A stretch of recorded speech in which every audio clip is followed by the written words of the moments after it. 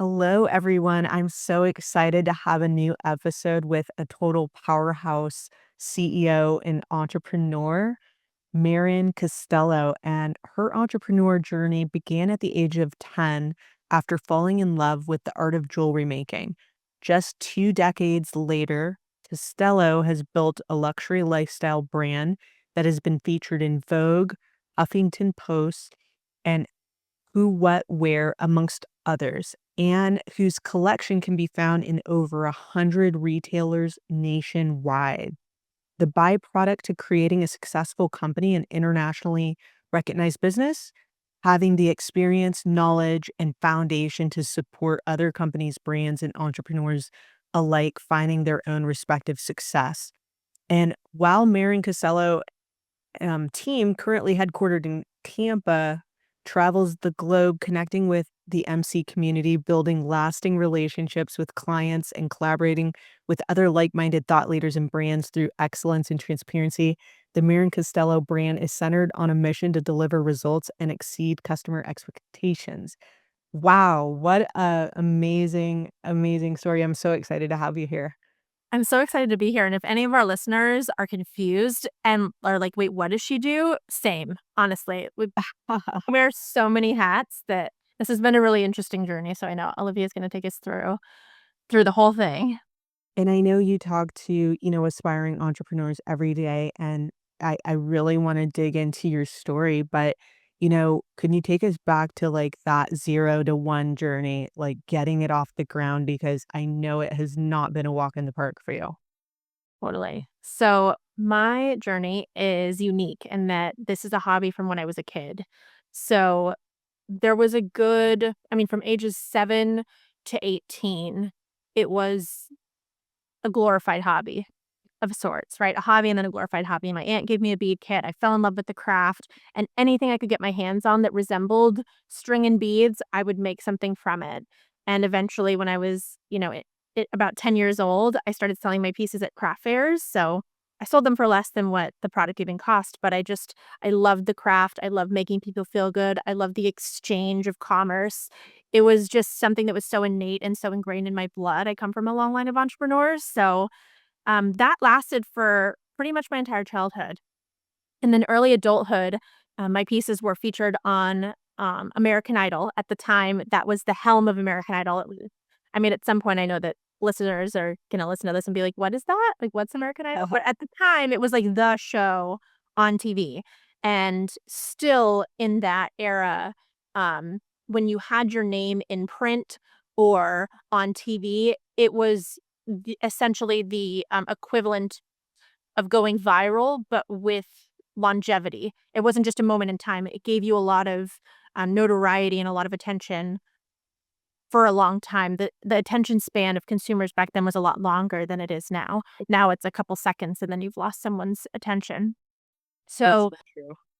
yes. And so that was kind of the aha moment of like, oh my gosh, there's something here.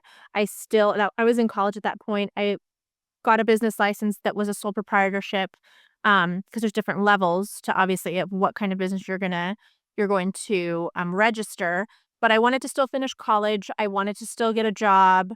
I wasn't ready to fully commit to the entrepreneurial road because I also truly didn't understand what that looked like. I didn't have, you know, the understanding of what went into building a jewelry brand. I didn't really understand the term brand at that point, right? I was still very much a consumer and didn't understand the behind the scenes of what a fashion empire could look like.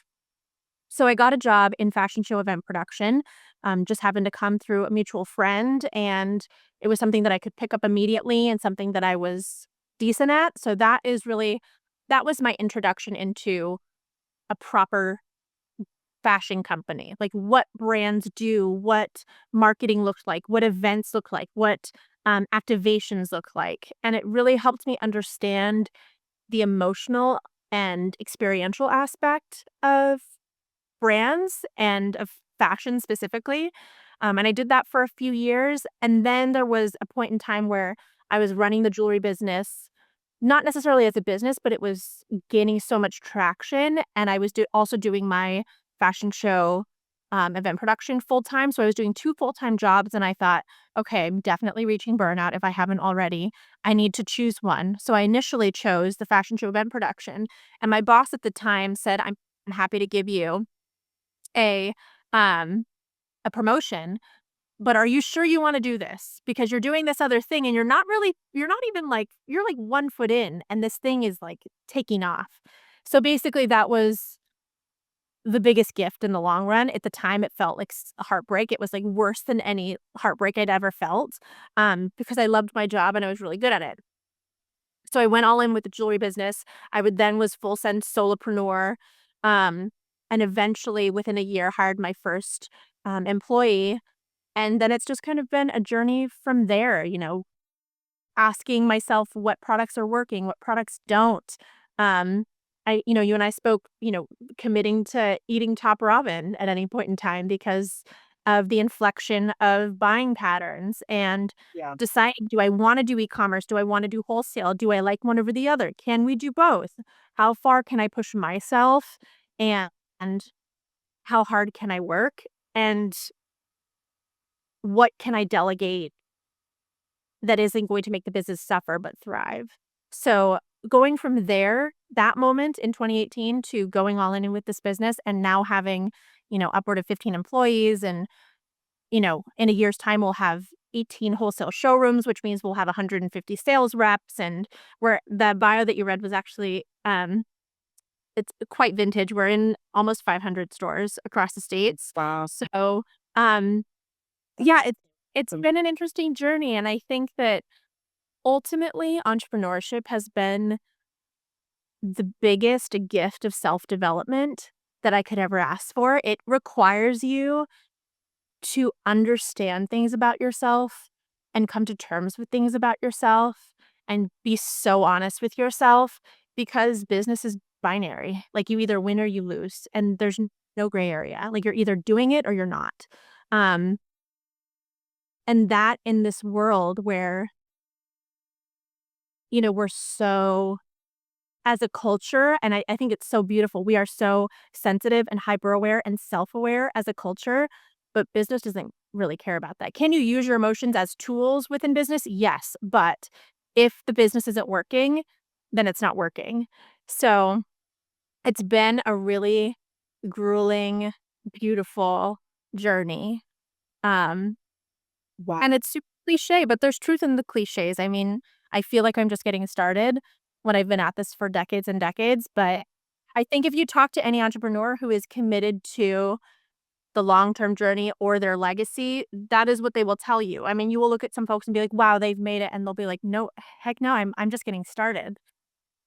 Like They get the Gary Vee's of the world are like, "I'm just what do you mean? This is my passion project. I'm just getting started?"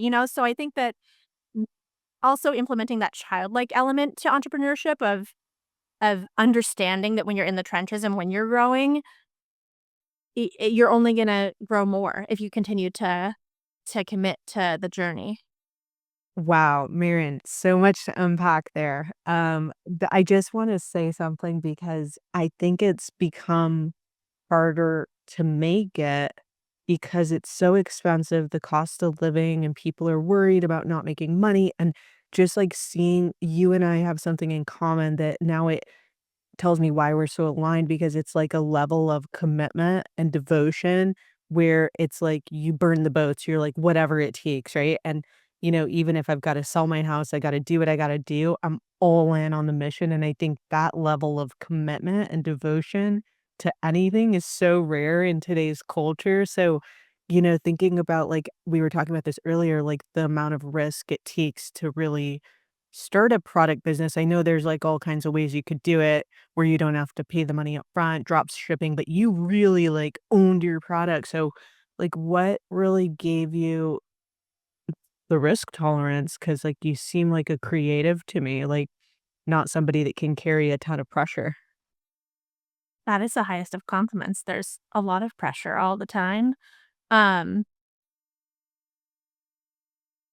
gosh, sometimes you make decisions based on finance, and sometimes you make decisions based on brand.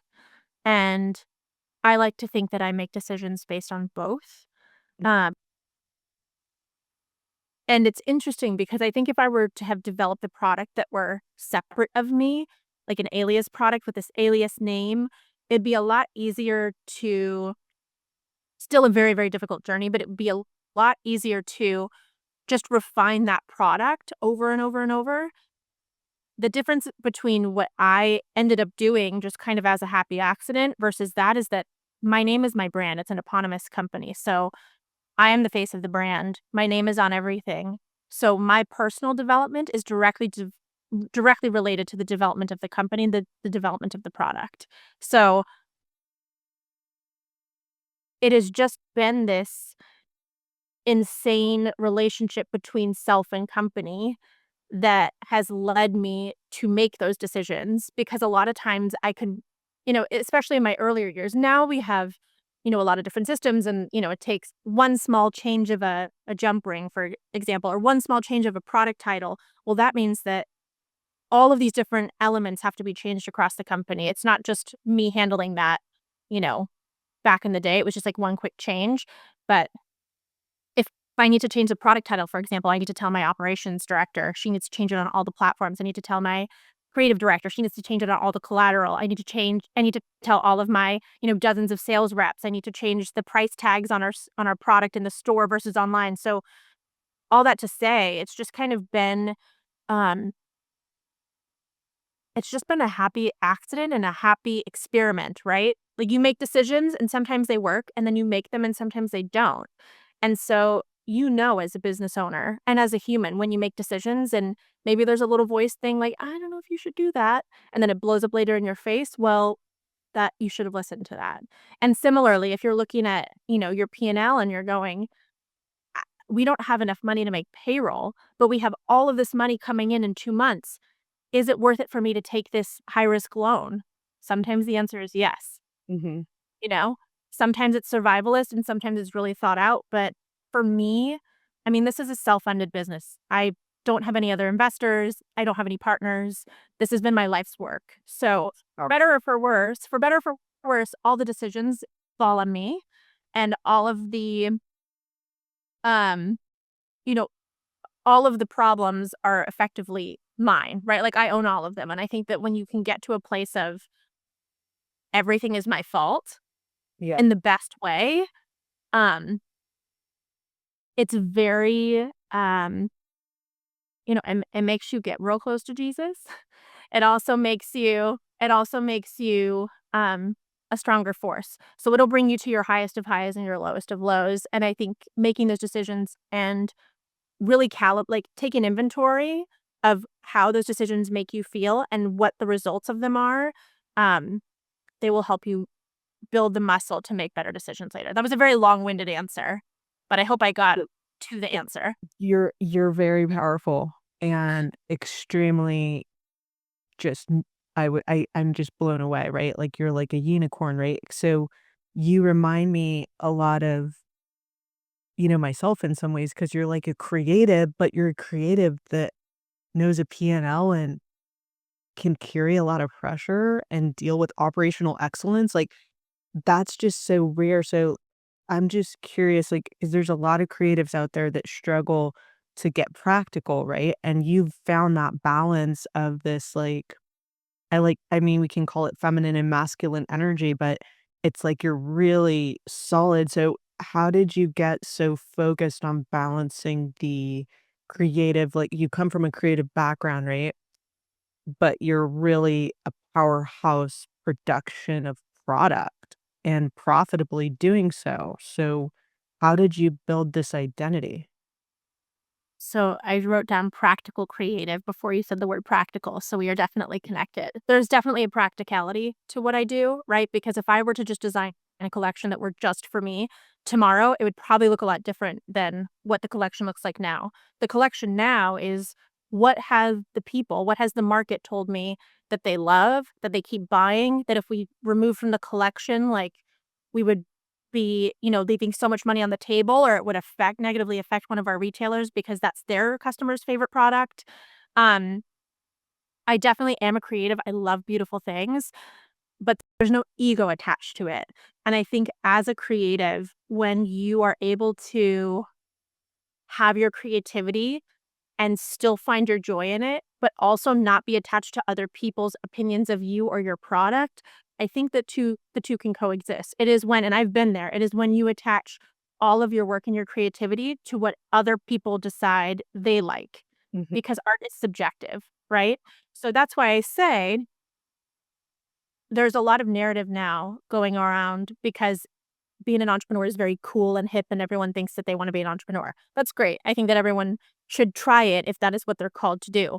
But do I, in my core, believe that everyone is meant to be an entrepreneur? No, I don't, because it is a crazy journey, but also we all need each other. Like, I need my employees just as much as they need me, right? Like, if everyone was an entrepreneur, then who would work for anyone, right? So, yeah.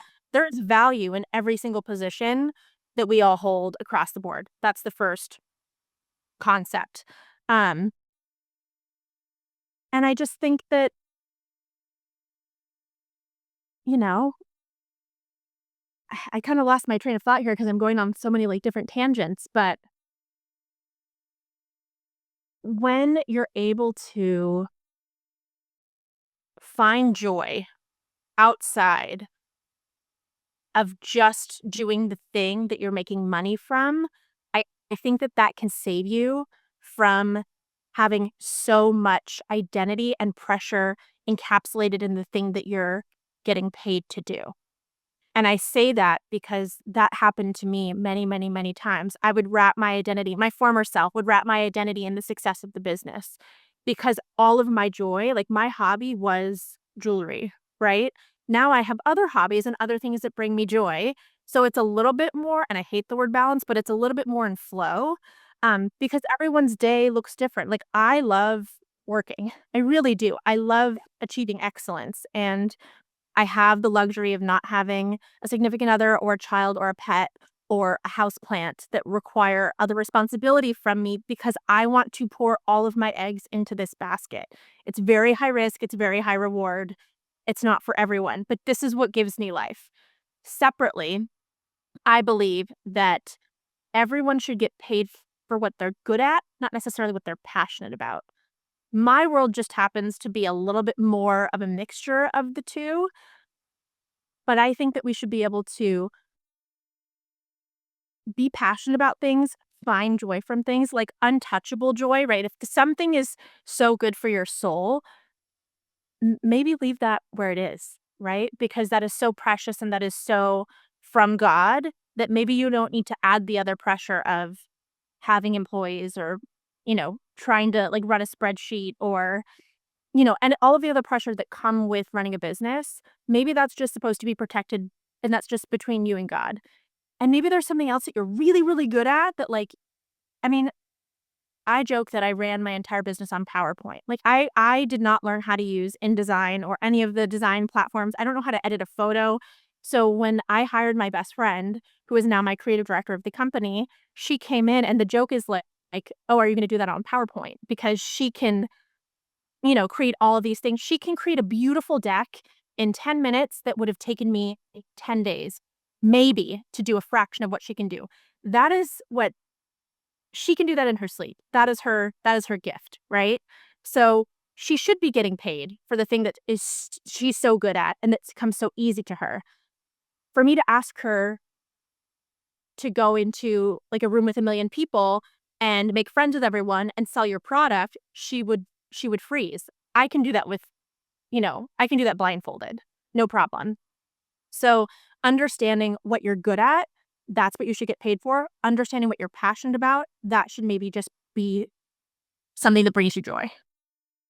This is so interesting. I wanna dig into this a little bit more because something you said earlier, the emotional and experiential aspects of brands, and, if you look at, like, people like Gary Vaynerchuk or even, myself, sometimes I feel like passion is a competitive advantage. Clearly, you're passionate about your business because that's what sustained the lows, right? The conviction, the drive, the vision, the emotional connection to that vision, perhaps the faith in the vision, but how did you just separate that there when it comes to other people? I'm just curious. I wanna know a little bit more about your thought process there on, keep your passion over here, what you're good at over here. Well, ideally, they could overlap, right? They can, and that's why I said earlier that my journey is very unique because my name and my identity is attached to the product, right? Like, my name is literally on all of the pieces. So, my personal development was directly connected to the development of the brand. That's just kind of how my ecosystem works in my world. However, what I'm really good at is building a relationship. So the reason why I hired on a creative director when yes, I am a creative person, but the reason why I hired on a creative director and operations director and this person and this person and this person is because I need to be in the field making connection. Mhm, That is what I'm really good at. I happen to have a business where I'm creative, but I respectively don't touch a lot of the creative that I used to, right? I'm now approving a lot of the creative things because my zone of genius is building connection. mhm. Now I'm getting paid for that. Does that make sense? Oh, yeah. That okay, I see what you're saying. Like, it's the biz development, and one conversation can really skyrocket your business. And when you're starting a business, you do everything. Like, assuming that you have a bazillion investors and you don't have a lot of, a business partner. If you are a solopreneur, you have to wear all the hats. You are required. And if it is something that you are passionate about, yes, there's going to be overlap. This is now my very seasoned self talking to my former self of being like, "Hey, Mare, you didn't have to wrap your entire identity in if someone bought from you or not, Yeah, right? I know what you Because mean. when you do that, you are subject to other people's opinions, the economy. Like that is not being one with self and one with God. It is when you realize what are you really good at? How do you do more of that? How do you build out your brand and then truly hire people that you know, love, and trust for the other things that maybe I'm like a C level at all those things. And did I do it well? And am I like a high performer and can I do all of it? Yeah, I kind of can, but not well, not to the level of all the people that I hired for because I need to be in the field making connections with people. And yes, I have my jewelry brand and I'm obsessed with the product and I have hammered down, like, to like, the best quality and the best designs, and it is so thoughtful and is so meticulous. Um, so I happen to also have a product that I really love and believe in because I've obsessed over it for decades, Mhm. but the magic is me connecting with people. There's a lot you're saying that is so profound, but I think it's clear to me that you're focused on alignment now versus, and I can relate so much to you where as a performer, former athlete, like scoreboard mentality, like in business, if you're not making money, you're going to go out of business and therefore you're not successful in business. So being able to detach from that outcome with your mental health and your self-worth, I think is huge to be able to sustain the distance. So I'm sensing there's a lot of spirituality behind this transformation just because I hear the language, we speak the same language, and I'd love to hear. So how is this spiritual journey played a role in and really how you're moving with this business? It's everything. Even last I mean, if I'm gonna speak to the spiritual community specifically right now, I would say that, last week I had a very heavy face-to-face experience with the dark night of the soul and death of old self and rebirth of new self. So if we had had this interview a week ago, a month ago, you would be talking to a different person, right? And that's why I say that for me, with my business and my name on every product, the success of myself and my own mental health and my relationship with myself is directly affected to the success of the business, but I would say success is defined in so many different ways, right? Like, you can have a very, like, financially successful business, but what if all your employees don't get along?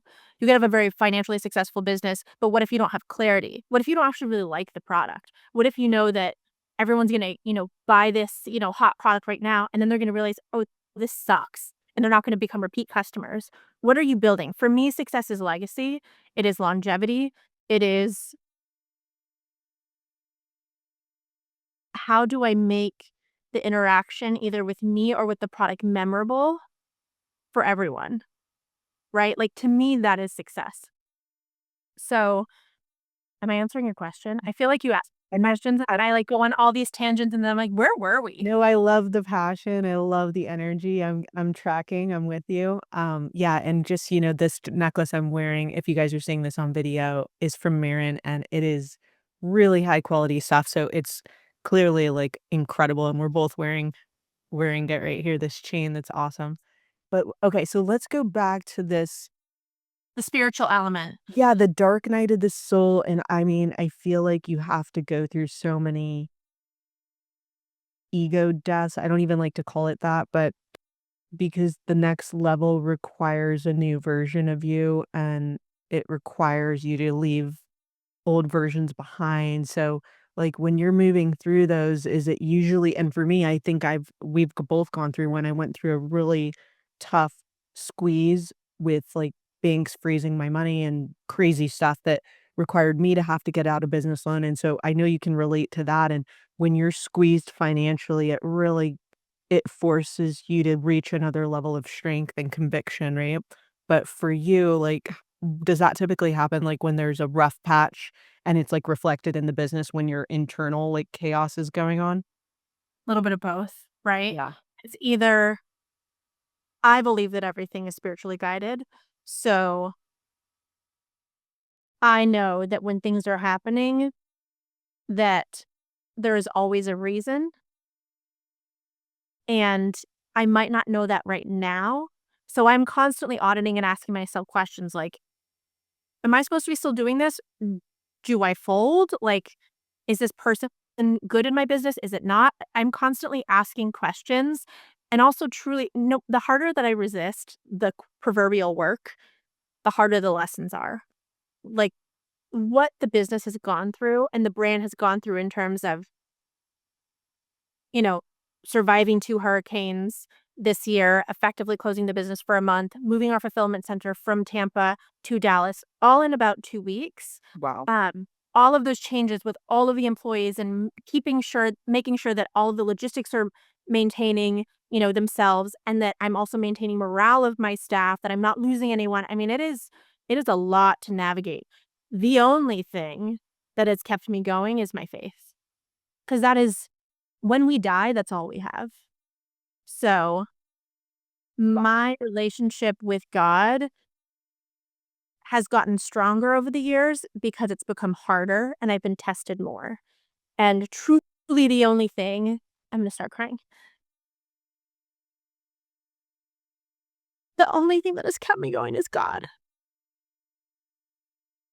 I can totally feel that, and it's such a lonely journey at the top because when you're the linchpin, you're the one holding it together, you're the one that's showing up and really leading through the storm and holding the vision and being the light, right? It's like, well, how do you, when you're going through this dark night of the soul, right? Like it brings you to your knees where all you have is surrender and prayer and faith.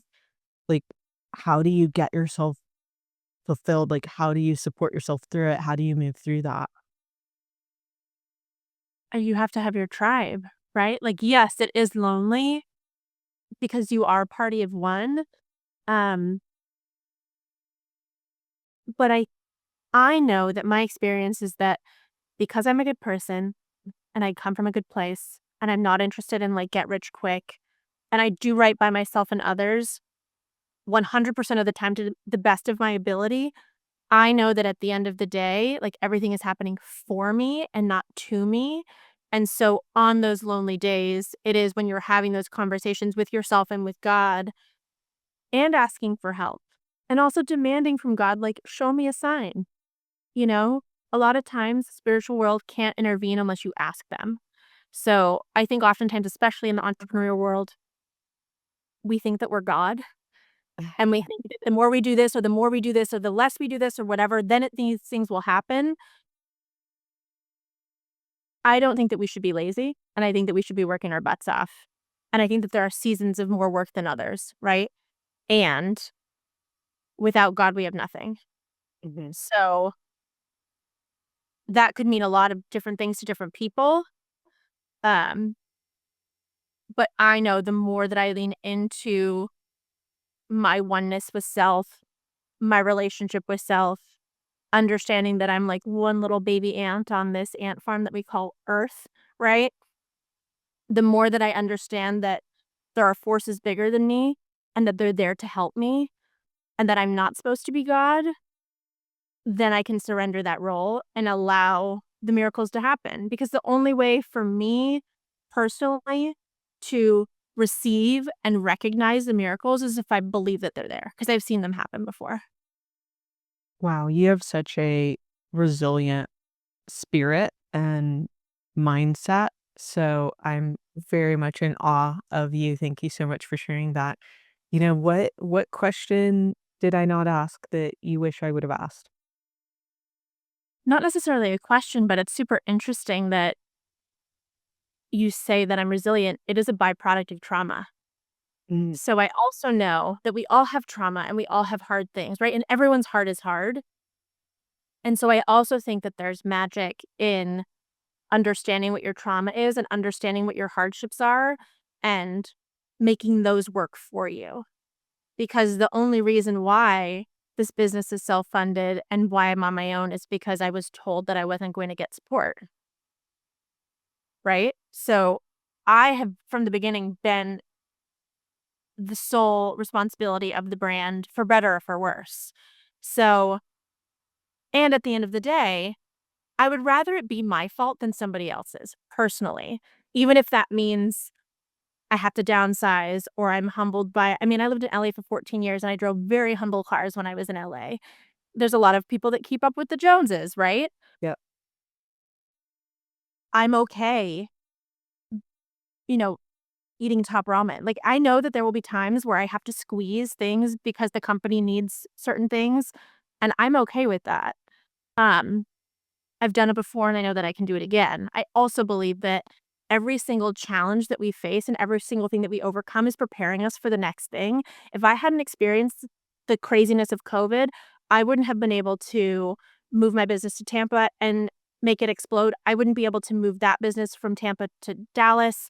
I could do I could do 20 COVIDs like back to back with what the hurricane and the movement from Tampa to Dallas caused. Like, in hindsight, COVID was a cakewalk in comparison. So, it all is just preparing us for the next thing. So, while there is relief when those things are over, I also know that reflecting on them and figuring out how we show up in those moments is the most telling, and that will when you close the loop on those lessons, that is when the universe will give you another lesson that will yeah. have that moment mean something and give you the tools to do it.